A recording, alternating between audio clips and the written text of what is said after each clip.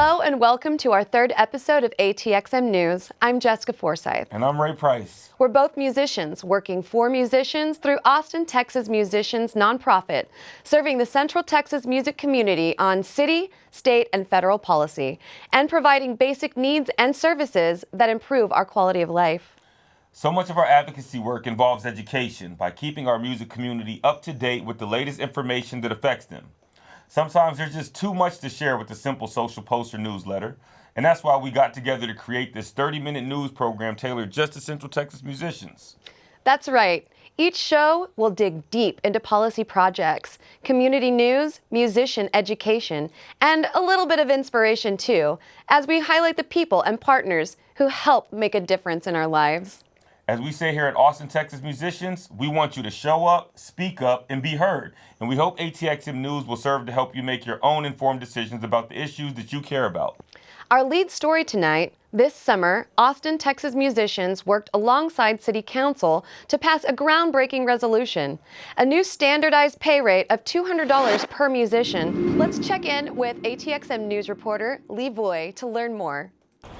In our last episode, we introduced the ongoing fight by Austin musicians to receive fair pay from South by Southwest and the efforts by the Parks and Recreation Board to legislate it. Since then, City Council passed legislation defining what the City of Austin itself considers to be fair pay. On July 20th, City Council voted unanimously to raise the previous city pay rate for musicians from $150 per hour per musician to $200. This rate provides a standard of what fair really means in the live music capital and applies to any city-sponsored event, from music proclamations at City Hall to airport performances. Let's hear from Austin Council member Ryan Alter, who sponsored the resolution. We passed a resolution that raises the floor for musician pay from the city. So when the city goes and hires a musician, we have recognized not only the value, but kind of put a premium on that and said that should be $200 per musician. And the goal there is not only to better compensate musicians that we employ, but to set an example. Next, I talked to ATXM's Advocacy and Education Director, Sarah Hall, who authored the first draft of this resolution. So it started out at $150, and then a couple of years ago, Music Commissioner Scott Strickland introduced a recommendation to raise it to $200 because of the cost of living increase in Austin and the city changing. And so Stephanie Bergara at EDD created a program so that all EDD funded music performances would adhere to that $200 per hour pay rate. And so this past resolution was just getting that to apply to all city music performances, and we got that approved by City Council. So we picked up on that gap that it wasn't applying to all city music performances. So I wrote a resolution, and then we worked with Councilmember Ryan Alter's office to get that tuned up and to get it into something that could pass at City Council. So I'm hoping that this new $200 per musician pay rate really sets a standard for what musician pay should be throughout the city as cost of living increases, as it gets harder to get work as a musician. I hope that can be a standard and set an example, as well as with things like the Live Music Fund. That's a good example for the Live Music Fund of this is what musicians should be making, and this is what we should be getting their pay up to. Musicians say they deserve to be compensated fairly for their work, just like any other profession. And this move by City Council gives us a starting idea of what fair really means in Austin's current live music scene. Thanks, Lee. That $200 pay rate is absolutely amazing. You know, ATXM CEO Pat Buchta and I just played one of those gigs together. It was a blast, and we got paid well. Way to go. City of Austin, you're finally doing it. You know, I could use one of those gigs right now myself, honestly. Next up, learn how musicians make a difference on federal policy, as one Austin entertainment attorney and one Nashville songwriter take on frozen mechanical royalty rates and win. For this story, we go to ATXM political reporter Sarah Hall. Sarah? Every 5 years, the U.S. Copyright Royalty Board establishes mechanical royalty rates and terms for songwriters and music publishers. Since 2006, the CRB has approved settlement agreements between the major record labels and trade organizations representing music publishers, which established that this mechanical royalty rate for songwriters should be 9.1 cents per song for physical copies and permanent downloads. However, in 2021, that settlement was suddenly challenged. Public comment on the issue was opened up, and songwriters, music lawyers, and music advocates from all over the country came out in force to submit critiques of the rate, ultimately convincing the judges of the Copyright Royalty Board to reject the settlement for the first time in 16 years. It was renegotiated, and 9.1 cents per copy turned into 12 for 2023, with a promise of a cost of living adjustment each additional year through 2027. I sat down with Gwen Seale, a local Austin entertainment attorney who worked hard to win this rate increase in 2021. So back in May of 2021, an attorney here in town reached out to me and asked if I had been paying attention to what was going on over at the Copyright Royalty Board. And so this Copyright Royalty Board is the body that sets mechanical royalty rates for songwriters and music publishers. And so I told him, no, I really wasn't sure of what was going on. And I did a little bit of research and then found out about how there was this proposed settlement that had been submitted to the judges of the Copyright Royalty Board, whereby you had on one side the three major record labels, and on the other side the NSAI, which is the Nashville Songwriters Association International, and the National Music Publishers Association, that with this proposed settlement, it would extend out this 9.1 cent per song per record sold rate freeze, which pertain to physical products and downloads. And so it's like, this doesn't really make sense. This rate has been the same now for 15 plus years.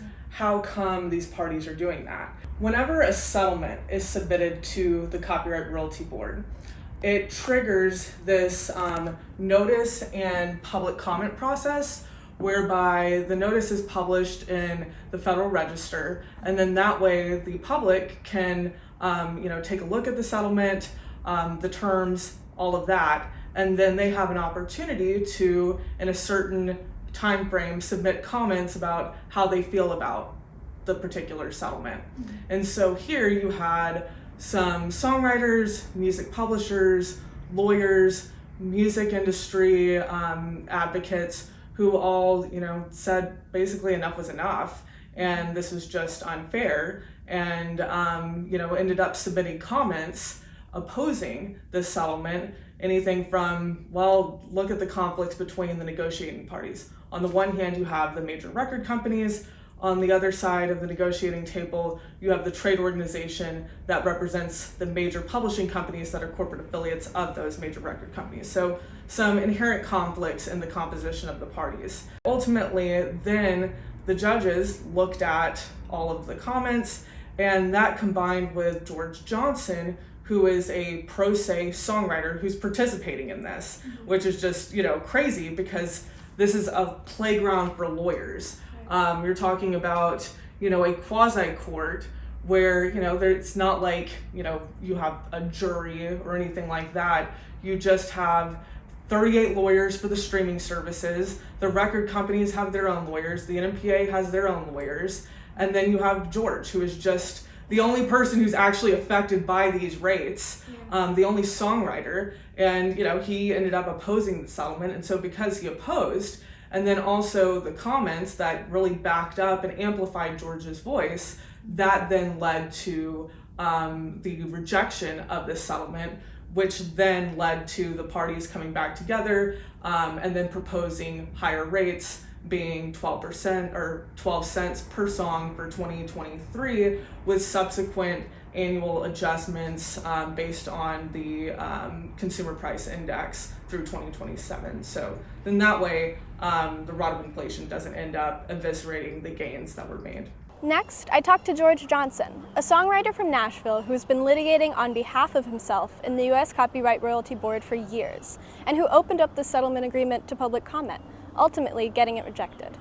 It's definitely a messed up situation, and all the people that are supposed to be helping you are working as hard as they can with a team of lawyers behind the scenes to take all your royalties. And it's just a kind of a big, I call it astroturfing, as they call it. Streaming just killed the industry in every way.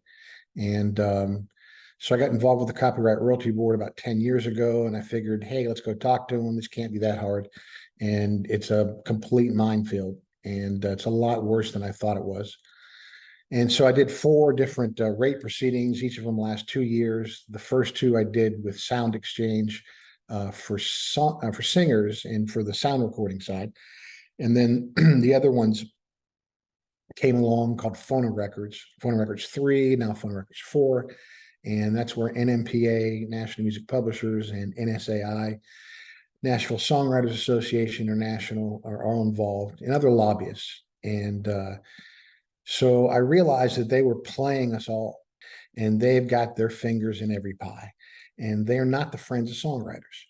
And once I realized that, I started taking them on, and luckily we had there's 3 judges in the Copyright Royalty Board, and they set all the rates, and for streaming and physical and vinyl.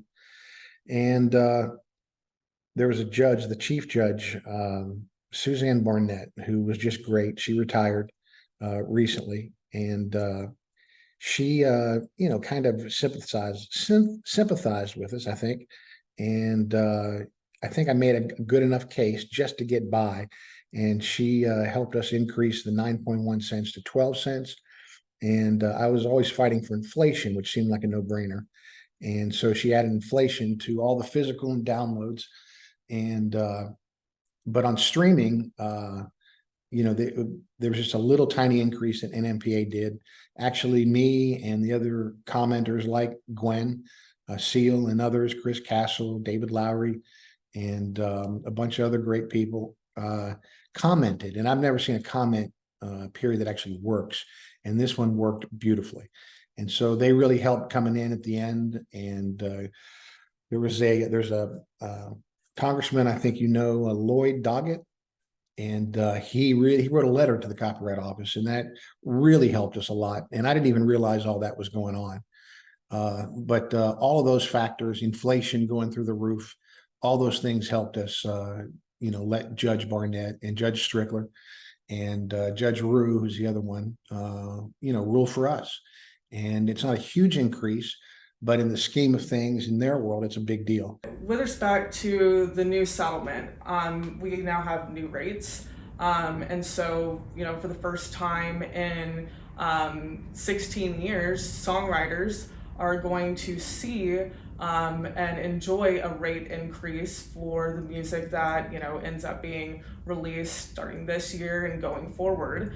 Ultimately it was groundbreaking because for the first time, you actually had songwriters and independent music publishers and all these other interested parties who made their voices heard, which that hadn't really happened in the past.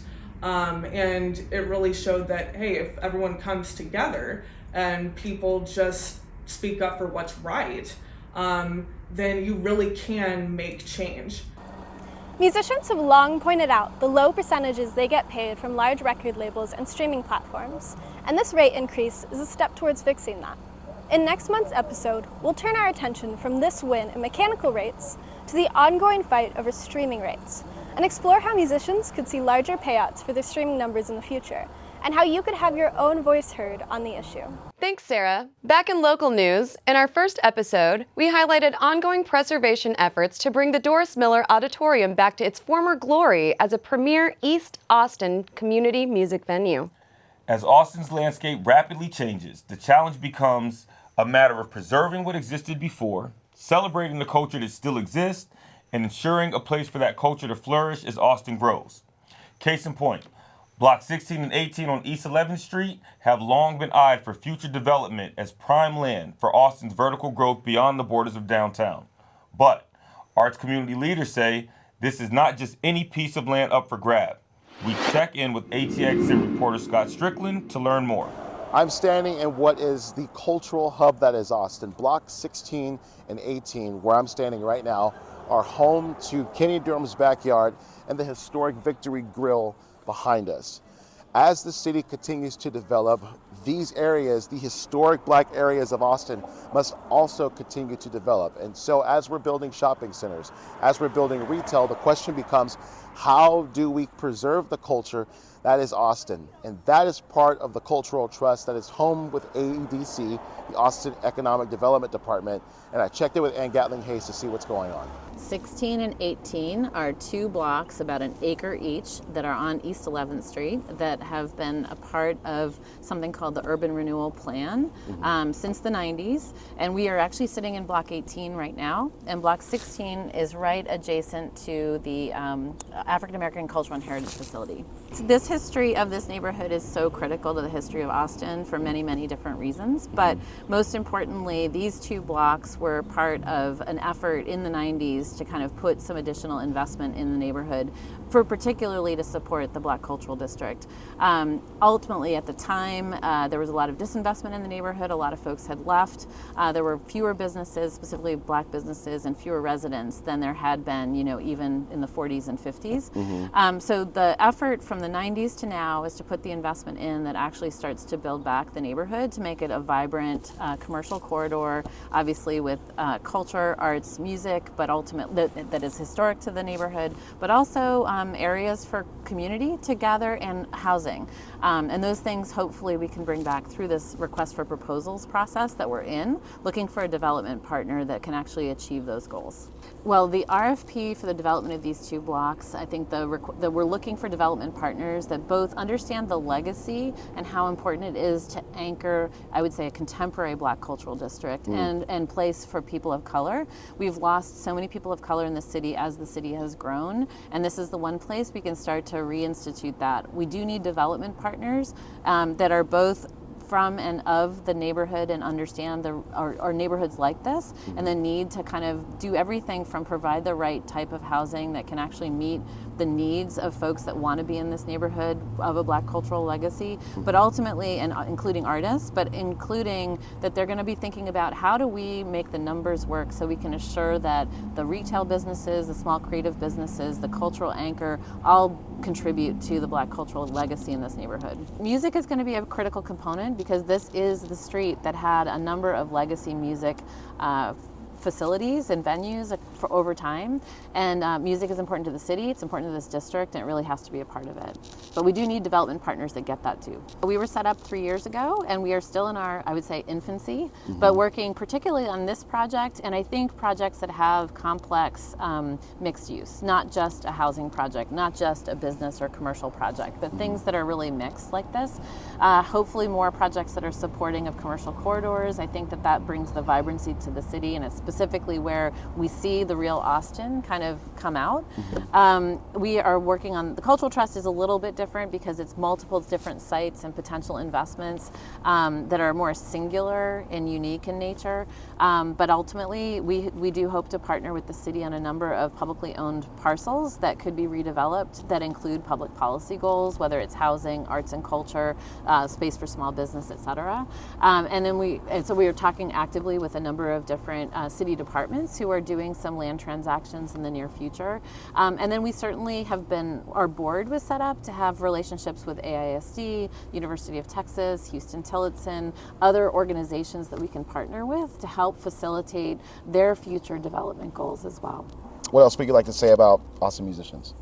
Well, the city isn't anything without the musicians, and I have to say that coming from other cities where we've already had lost our musician network and a lot of creative spaces and music venues, Boston, New York, Houston. Luckily, Houston's different but same. You know Houston well.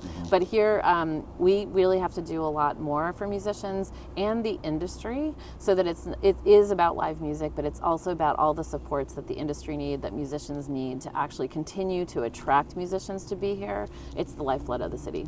Ensuring that Austin's cultural heritage is preserved in the live music capital of the world in Austin, Texas is critical to this city. In the next episode, I'll talk with a longtime East Austin advocate and heavyweight Harold McMillan as he explains what's next. Thanks, Scott. Please keep us updated as this develops. Ray, now I gotta be honest. I love seeing these cool community spotlights you bring us every month. You're like the unofficial ambassador of inspiration. Last month, we got to meet mariachi, local legend Adolph Ortiz. Who do you have for us this month?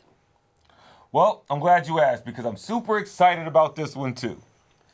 She's been a longtime member of Austin's music community. She's doing work for the community. And after serving as a sideman and backup singer for decades, it's time for Courtney Santana to shine. Good morning, good morning. We're here with ATXM News. My name is Ray Price. We're here with the fabulous Courtney Santana.